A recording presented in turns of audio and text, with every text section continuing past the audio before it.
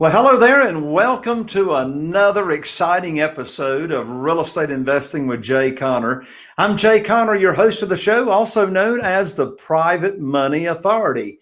And if you're brand new to the show, here on this show, we talk about all things that relate to real estate investing. We talk about investing in single-family houses, commercial projects, small apartments, self-storage, land deals, notes, and we also talk about how to get funding for those deals creatively and with private money.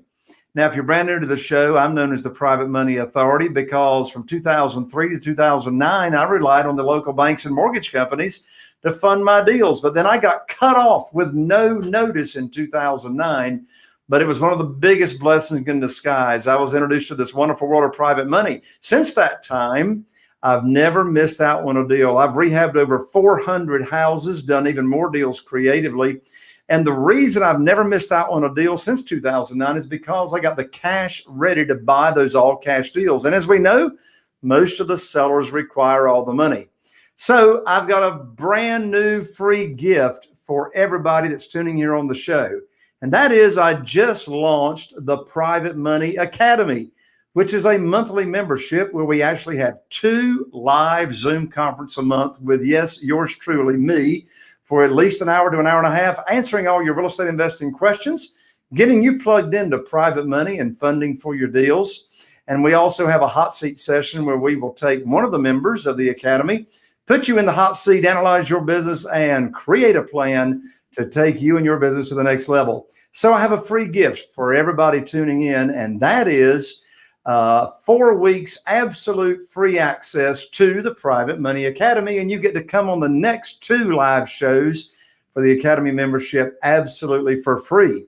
You can take advantage of that and learn all about it after the show today at www.jayconner.com/trial, TRIAL. That's Jay Conner, JayConner.com/trial, TRIAL. Be sure and check that out. Come on in to the membership for free, and I'll see you on the inside at those live Zoom conference coaching calls.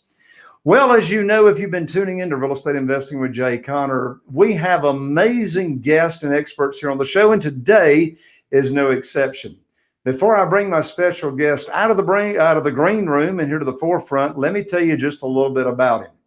Well, my guest today is a real estate investor and a mentor, and he owns and manages a 7-figure per year flipping business. So my guest and I, we've got a lot in common.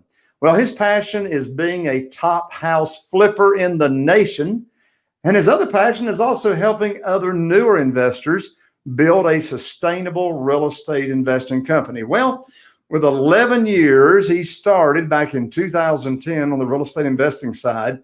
With 11 years in the real estate investing business, he's invested in over 15 states. And yes, today on today's show, we're going to be talking about how do you do this business remotely and totally virtually. He also has houses all the way from Michigan to Georgia. And to date, he has completed over 550 transactions to date. Yes, he knows what he's talking about from experience. In addition to that, he focuses on buying single-family flips creatively, using both subject to the existing note strategy, and he buys a lot with owner financing. In fact, he is known as the owner financed guy. He also uses the strategy of selling retail or with owner financing with creating wraparound notes. I know you've heard that terminology, wrapping around a note.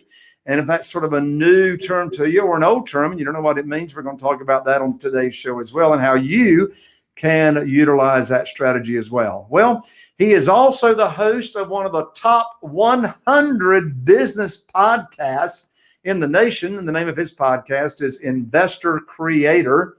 And there on the podcast, he teaches new and seasoned real estate investors how to take their house flipping business to a multiple 6 or even 7-figure income without sacrificing freedom. After all, what do we want in this real estate investing world is wealth and freedom. And my guest today is an expert in that area. My guest lives in Nashville, Tennessee. And with that, welcome to the show, my friend and expert, Mr. Brad Smotherman. Brad, welcome to the show. Jay, appreciate you having me on. I have a feeling we're going to have so much fun with this. I'm just going to have to take a nap after we get done. Yes, you are. My lands, Brad, I'm so excited to have you on. And I know just by your intro, your bio, and the short period of time that we've been around each other, we've got a lot in common. In fact, my best guess, one of your core values and one of your secrets to success is having the mindset and the framework of putting other people first, having their interest ahead of your interest. Would you agree with that? 100%. 100%. So, Brad, first of all, you look entirely too young to be this successful. But anyway, I'll go beyond that statement pretty quickly. You're from Nashville, Tennessee. You grow up in Nashville? I did, born and raised. You sing country? No, I don't sing anything. And that's a good thing for everybody that would have to listen. So I better just leave the country music for the people that know how to sing it. I'll just listen politely like everyone else. But now you enjoy going to the Grand Ole Opry, right? Oh, certainly. And like I was telling you guys before, I took my grandmother to see Merle Haggard there twice, and we saw George Jones once, and just had a great time. So absolutely. That's awesome. Well, I'm excited to have you here on the show today, Brad, because you're known as the owner financed guy. You're an expert in the area of buying houses on terms, controlling them creatively or whatever. So first of all, if you would explain to the audience, what does your business model look like? Well, I think my business model is a little bit different than most, because everybody out there, especially the past 5 or 6 years, what they wanted to do is, they wanted to wholesale something, or they wanted to fix something and flip it. And, the past 10 years, we've had an explosion of these fix and flip TV shows. And frankly, Jay, those shows just give me anxiety. Like, I can't watch them. Literally, I went to the dentist the other day and asked me what I wanted to watch. As I'm sitting there in the chair, I was like, anything but this HGTV stuff, right? Well, wait a minute, Brad. Now, why would a reality show that I'm sure is real, that shows you how to make $100,000 in 30 minutes with no headaches, why would that give you anxiety? Well, just like, it's not real. And then, secondly, I'm looking at what they're spending on the kitchen. I'm thinking, well, I could do it for 1/6 of that. And then the person buying the house, it's like, well, what do you do for a living? And they say, well, we catch butterflies and rainbows all day, and our budget's $2 million. And it's just like, it just doesn't seem exactly genuine to me. But maybe they're just in a different market, a better market than I've ever seen. Let's just say that. Yeah, I get it, brother. I get it. Sorry to interrupt what your business model looks like. Yeah, and that's 100% fine. So, I started in 2010, and my background was very similar to yours in a certain way, although I didn't live it. So I worked for a builder developer while I sold real estate through college, and everything was going really, really well up until the crash of 2008. And in 2009, the bankers came in and said, well, sorry, we're going to have to call your loan. You have 30 days to pay us off. And as you know, during that time, there's really no way to refinance commercial lending, especially a development loan. And so it bankrupted them. And luckily, I was able to learn the lessons from the crash without actually having to be involved in the crash. And so when that happened, I realized very quickly I didn't want bank money in my business. Very similar to what you're dealing with, right? So it's like, guys, being able to raise private money is paramount to this business. Like what Jay's talking about is super, super important. But so I got started in 2010, and back then you really couldn't wholesale because very few people had an equity position that was big enough to where you could wholesale it. And then also the fix and flip model was very difficult because I couldn't get money. And so I had to find another way. Well, what I found worked and has always worked, and what I feel will always work, is creating owner financing. And so what we do is we buy creatively when we buy, and then we sell with owner financing in a vast majority of our transactions. We still go retail at times, and that's okay. But what we want to do is we want to create long-term cash flow with long-term capital assets. And for me, I'd rather have that in mortgage notes. I feel like it's far more scalable than rentals. We're able to get paid to take the note. In most of our transactions, it's not like I'm putting cash out there to invest. We're getting long-term assets given to us. And I just had to find another way because I didn't want to wholesale. I couldn't wholesale. And the fix and flip model looked like really difficult to me during that time. And so we've been pretty much doing a similar model ever since. So to recap what you just said, tell me if I got it right. Your core model is buy on terms, buy with owner financing, buy with subject to, buy it creatively without paying all the cash, take that same property, turn around and sell it creatively to a new buyer with owner financing or what have you. So let's break that down.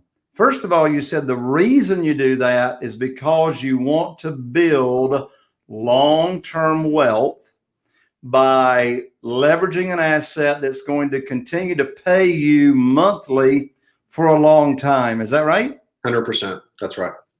So in today's market, I know from my own business, I know from my students' businesses, that finding a deal today in the multiple listing service is a bonus. The deals are not in the multiple listing service by and large. So we have to find our deals off market. We have to find houses that are not in the multiple listing service. So if you don't mind pulling back the curtain for us just a little bit and give us a little sneak peek as to what is working for you today to find these people that have houses for sale, or maybe they haven't considered selling their house. How do you find these deals? And that's a great question. Well, I mean, as we know, everything starts with a motivated seller. So the foundation of the business is marketing for motivated sellers. Now, for me, real estate's a means to an end. I mean, if I could do this business with dump trucks or swimming pools, I would do that. I'm not in love with houses. They break, they smell bad, some of them. One of my apprentices yesterday in San Antonio, he's buying a house that has 70 cats in it. And I can't imagine how bad that is. But, you know, at the end of the day, marketing comes down to two different avenues. We can do sweat marketing or we can do paid marketing. Man, when I started, I didn't have any money, so I had to do the sweat marketing side of things. And so examples of that would be, you know, putting out bandit signs. You know, although you're paying for the sign, what I would do is I would put them out Friday night and pull them up early Monday morning. And so 100 signs, a couple $100 would last me 3 or 4 months, right? So that's more of a sweat technique as opposed to leaving them out. Another one that we're having a lot of success with is actually networking with wholesalers, because wholesalers are slave to the 70% rule. We're able to go in and do deals that they can't do, right? Because we buy creatively as opposed to just throwing cash offers around all over the place, right? So I've got an apprentice in Texas. He's done 3 transactions this month where wholesalers are bringing him the deal. You know, one of them is at a 0% owner finance rate. Now, why a wholesaler would want to make a $5,000 assignment fee on a deal where we've got like 4 years and this thing's going to be paid off and we've got an $80,000 note on it, I don't really understand. Okay, so that's a couple of options in terms of sweat marketing. What I hope for people is that they understand that marketing is an investment, it's not a cost. So effective marketing should add a minimum 25x. So if you're spending $1,000 in effective marketing per month, you should over time buy $25,000 per month in equity, right? As an average. Now, what I hope for people is that if you have to start with the sweat side, that you go to the paid marketing side as soon as you can, okay? So in my world, the best paid marketing that we can do is pay-per-click. So being there on Google Ads whenever they're like people are searching for us, searching sell my house fast or companies that buy houses. We want to be there when people have already realized that they have a problem, and we can be there to offer a solution. But it has to be done very well. I know a lot of people that have lost a lot of money when it comes to doing pay-per-click campaigns because they don't understand how to drive traffic, number one, and how to create conversion once someone has landed on a page, number two. But those are examples of sweat marketing, paid marketing that we use in our business. Excellent. So as we know, and most of our audience here knows, when talking to an off-market seller, a person that owns a single family house, you know, they don't have it in the multiple listing service, they have some type of motivation. Most of these people are going to be anticipating when you're starting that conversation with them of you buying their house. Most of these people, like 99% of them or more, have in their mind that, well, if I sell my house, I'm going to get all the money, right? I mean, it's like that's the traditional way. I sell a house, I get all the money. Mm-hmm. But now you come along and you are going to be talking to them about creative selling or them becoming the bank, or there's a note and they're going to get payments. What are your secrets? And as our friend Eddie would say, talk off points. What are your secrets or scripting that takes a person that's never considered selling on terms and waiting for all their money over time from the point of them expecting to get all the cash up front? And that's a great question. And what I would submit to you is the first thing that we can't do is make offers.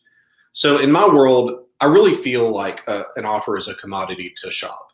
And I can't even begin to tell you how many houses that we've gone in and bought because, 2 or 3 other investors had gone in and left an offer behind for them to think about. And then we come in because we won't give them a price. They're giving us a price. We're making sure that that's the least that they will take. And then we're going to switch it to terms. So let's say that someone says, well, and we talk about things in terms of cash at closing. So if somebody owes $100,000 and they want to sell the property for $115,000, then I'm going to switch it and say, well, so your cash at closing is $15,000. So assuming that they would sell to me for that $15,000 cash at closing, then I'm going to say, well, I can do that if we can do it another way, and this is how we can make it work. So I've never given them a price, and they've given me the price. So, what we've done there is we've made it very difficult for them at that point to really begin to pull back and think about it because we're giving them their number. We never give a price ever. Now, Jay, there's sometimes that we do pay cash for properties. We just bought one outside of Huntsville, Alabama about a month ago that the people had paid $160,000 cash for it in 2012. We paid $15,000 for it. And, it's like at that price, I don't really feel the need to negotiate terms. It's like, we'll just pay the $15K. And I thought about it. It kind of hurt my feelings to not get 0% owner financing on that 15, but I was like, they need the money. They need the 15 grand. We'll just go ahead and pay it. But the short answer is, I think the real skill is to be able to negotiate with people without giving them a price, giving them an offer. I feel like if you give an offer, it's a commodity for them to shop. I also think it's kind of acrimonious. People feel like they're good negotiators because somebody can say, well, I want $200,000 for my house. And you can say, well, how does $100,000 sound? I don't think that's negotiation at all. I think that's horse trading. And like my family came from the agriculture world. So, we were pig farmers. And I saw that growing up all the time. That doesn't work for houses as well. Like if we can make people realize that we're not there to take advantage, if we can make their number work, then we will make it work. But there's equity. There's 2 types of equity. There's equity in price and equity in terms. So if we can create equity in terms, a lot of times that's a better equity position for us to have as a long-term play, as opposed to just like really working in the 70% rule, if that makes sense. Do you ever offer or give multiple offers or multiple strategies of saying, okay, if you want your price, we can do it this way. If you've got to have all cash, we can do it this way. And if you want a third option, we can do it this way. Or do you most of the time stay with, say, the terms negotiation and conversation? And that's a great question. So we don't do like the 3 offer strategy of like, we can do it this way, or this way. Because what I've found, at least in my own personal experience, is that I had people say, well, I want this price with that term. It's like, well, that doesn't work out. They want to pick and choose the way they want it. Yeah. It was like, we'll take this closing date. We'll take that price with those terms. It's like, well, that's not really how it works. What I'll say to that is it's really common for us to bounce back and forth between price and terms. So if someone says, okay, this is a price that we want, then we'll say, well, if you want it like that, here's how we can make that work. And they say, well, that doesn't work for us. And then we'll go back and say, well, is that price the least you would take? And so we start talking about price again. And I've had situations where we have to kind of go back and forth 3 or 4 times before we land somewhere. And it's generally somewhere kind of in the middle that we find that people will work within kind of a median based on what they're hoping for. If we can substantiate pricing and values and costs to where we can show like, hey, these are the numbers that you're working with. Like, this is the value. This is the cost to get it there. Here's my break-even number. What are you hoping for your cash at closing? People generally tend to be a little bit more reasonable if we can substantiate why they should accept a lower price than what they're hoping for. When you have someone that is agreeable, or at least they're open to the idea of terms, and, taking payments or equity over time or whatever, do you, in your conversation, do you tell them how long the term of the note would be? Or do you ask them what's the longest they could go? Or how do you get to that agreeable length of the note? Yeah. So what we talk about it is in terms of some now and some later. So we're going to talk about it and say, okay, how much cash do you need at closing to make it work? and they'll give us a number and we'll kind of negotiate that. It's like, okay, if I can get you X at closing, then how soon were you hoping to get? No, we do it this way. We can either do payments every month, like an annuity or a retirement plan, or we can do a lump sum in the future. Which were you hoping for? Generally, people kind of gravitate towards the payments per month. But the thing that we never mention is interest, okay? We never really talk about terms. We're going to talk about it in terms of, $20,000 at closing and $500 per month until paid. And so people are kind of looking at that and saying, especially if they're a landlord, guys, if you're dealing with a landlord that has free and clear property and they're a tired landlord, you should absolutely be able to negotiate owner financing, because these people are open to receiving payments. That's what they bought the property for in the first place. Well, if we can just kind of segment it to being like, well, how much do you need at closing? Well, would you like a lump sum in the future, or would you like monthly payments? Generally, they're going to say, well, I'd love monthly payments. And we can negotiate something, but we never really talk about it in terms of, well, it's a 10-year loan and here's the rate. We never mention interest. We don't really ever talk about the term as well.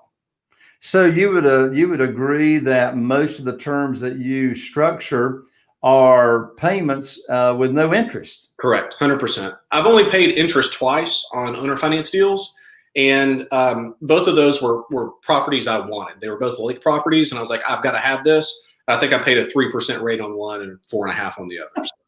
I love it. I love it. Well, Brad, now let's really change gears from the owner financing thing and the term thing to this world that you're in of investing remotely. My lands, you've invested in 15 states. You invest from Michigan to Georgia. I'm going to ask you a question that could take you 3 days to answer, but you got about 3 minutes instead. We'll work with that. But how in the world do you invest remotely in 15 different states? And we know what everybody's concerns are. I mean, how do you find those deals, out there in a different state? What's your boots on the ground? How do you make sure you're not being taken to the cleaners? How do you manage all that stuff remotely? And, my land, you can't drive by it and see what's happening to the property. I mean, what does that world look like? Yeah, and you're right. That would be about a 3-hour answer. But to put it into 3 minutes, the first fundamental that we have to understand is that the farther away we are from our own personal market, the cheaper the property must be. So we have to have a higher discount. Now, I'll buy something at 60 cents on the dollar cash in my backyard, but I'm definitely not going to do that, 2 states away, right? So we have to have a greater discount, because you're 100% right. We're going to have issues that we don't expect right now. We don't have, a large amount of like workforce that can help us in these deals generally, right? So what we're going to do is we market to areas that we like, okay? And because we're marketing in big geographic areas, our lead cost is actually quite a bit lower. It's substantially lower. So we can do one of two things. We can either have a lower ad budget, or we can keep our ad budget the same and have maybe 3 or 4 times the lead flow, okay? So let's just say we have 4 times the lead flow. Well, what that means is that deal that comes around twice a year, 3 times a year, is going to happen for me roughly every 2 months. Or, the deal that happens every 4 months is going to happen for me every month. So I can be a little bit more picky based on what I'm looking at. And so in terms of the value, the decisions are very easy, actually. So, case in point, we just bought one in Montgomery, Alabama. The property had a comp across the street that sold in February for $76,000. We bought this one for $13,000. So we have it under contract. And so once we have it under contract, we go into due diligence. So the first thing we're going to look at is value. So what is the value based on what we expect right now? So we feel like roughly this thing's worth $75,000, and I can probably owner finance it for $89,000 or maybe $99,000 with a $10K down payment, at a minimum $10K. So with that, we're going to talk to 2 or 3 brokers in that market, real estate agents, that are going to give us CMAs, give us an idea of value. And then we're going to once the value looks okay, we're going to switch to conditions. So we're going to get actually a home inspection on this property. Okay, guys, once we have 3 different CMAs from agents and they all kind of make sense for one another, like there's congruency in those 3 CMAs, and then we go and we get the home inspection, we're going to know really everything that we need to know in terms of that property, especially with the discounts that we're buying. So, the question being, is it a little bit more risky than buying in your own backyard? It certainly is, if you were paying dollar for dollar the same amount. But if you're paying, 60 cents in your own backyard or 20 cents in another state, then I would ask you, well, which is more risky at that point? Okay. So short answer, we're going to get things under contract that we feel pretty comfortable with. Then we're going to verify and find the facts that we know and what we don't know. At that point, we're going to make a final decision. Sometimes we have to renegotiate price. Most of the time we don't, because it's just such a severe discount on the front end. And I mean, in terms of management, the thing is that we're owner financing most of these, almost all. And so if we're owner financing things, we're serving the least served and the most underserved buyer pool in the country. There's a lot of people that need owner financing. And since March, this is what I heard from Eddie Speed yesterday. And Jay, I know you know Eddie. So he said that if 100 people could get a mortgage in March before this COVID thing hit, then right now there's 64 people that can get a mortgage that's left out of those 100. Well, what happened to those other 36 people? Well, did they just decide not to buy? Well, no, they need owner financing at this point.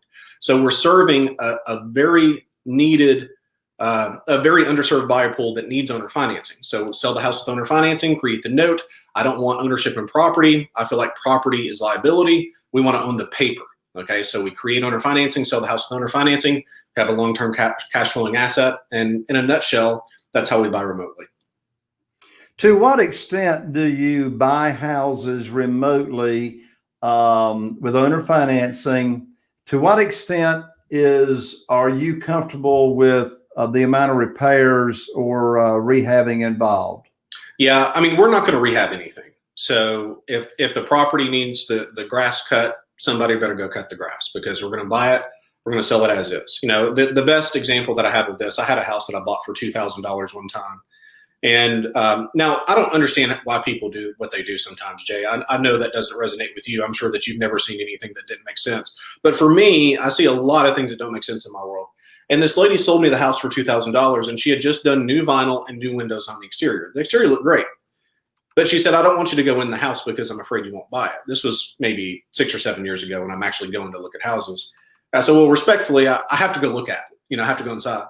And so this lady, the roof looked kind of bad, but I didn't realize how bad the roof was. She did new vinyl, new windows. She didn't do the roof. And so water had been pouring into this house for like 4 or 5 years. And so like literally the back half of this thing was gone. I mean, it was like molded, it was soft, the subfloor, you couldn't stand in the kitchen, all this, it was a mess. But we sold it with owner financing as is. Like, I'm not going to do that kind of construction. I'm not a construction guy.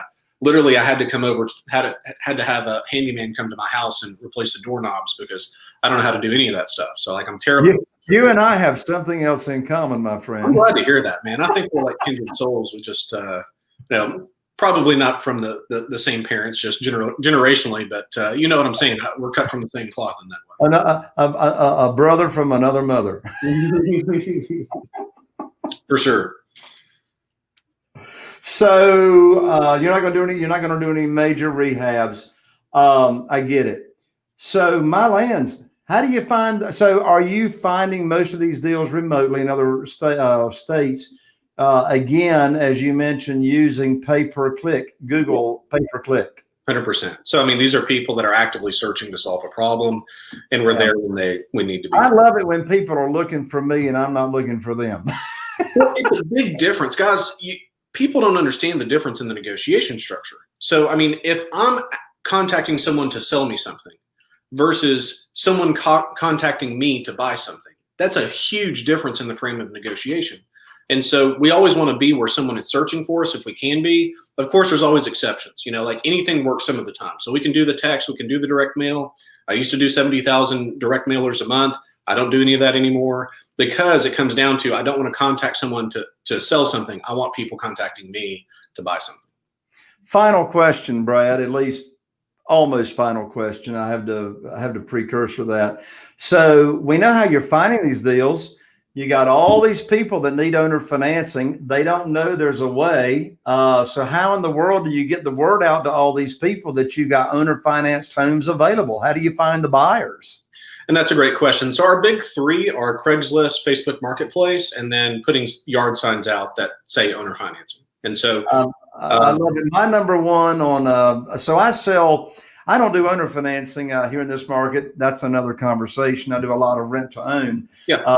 I love your model. Regardless, it's the same buyer, whether they're buying owner financing or they're buying on rent to own. Yeah. And, but with that, Facebook Marketplace, hands down, is my best lead source for finding these owner finance buyers. Yeah, it's really amazing. I'd say she's at least half time and probably closer to 3/4 time. And the poor girl, she probably has carpal tunnel by now, because like you post a house for sale with owner financing in all these buy sell trade groups, and like you can see like the computer almost begin to melt because it's overheating from all the people responding. And it makes sense. I mean, it's really common in a market. So I'm in Nashville, Tennessee. The last time I checked, there were 2,700 houses on the market on the MLS to service everyone that could get mortgage financing. Well, there were 3 that were offered with owner financing, and they were mine. And so it's like, if that's the case, you can see the disparity in the supply demand curve. You have a huge group of demand for very, very little inventory. And so selling the houses has never really been a problem. I love it. Brad, I know my audience wants to stay connected with you. How can they stay connected with Brad Smotherman? Yeah, so for those that are interested more in owner financing and what we do, then you can listen to my podcast, Investor Creator, on iTunes and the various other platforms. And if anybody wants to reach out to me directly, feel free to do so, brad@bradsmotherman.com. That's awesome, Brad. It's so great to have you here on the show, Brad. I really enjoyed our conversation. I know the audience did as well.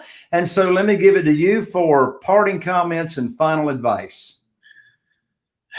You know, the thing that I want to say to people is I always try to instill the amount of hope that I can. You know, I think a lot of people want to do this business and they have a lot of fear. And I remember how that was in 2010 when I started, because, you know, I'd started in the brokerage business. I was a realtor, and not a super successful one at that. I made a living. But, you know, whenever I decided to be an investor, I thought, gosh, like, nobody's going to leave a loan in place. Nobody's going to sell at a discount. Nobody's, you know, and it's the same thing that I've heard. You know, and here's kind of like the hierarchy of beliefs that fell down for me. I thought nobody would leave a loan in place. Well, that happened. And then I thought, well, nobody's going to sell at 50 cents on the dollar. And then that happened. And then I thought, well, nobody's going to give me 0% owner financing. And then that happened. And then I thought, well, all of this is because we're that good in person. We can't do it on the phone. And then we started buying all of those on the phone.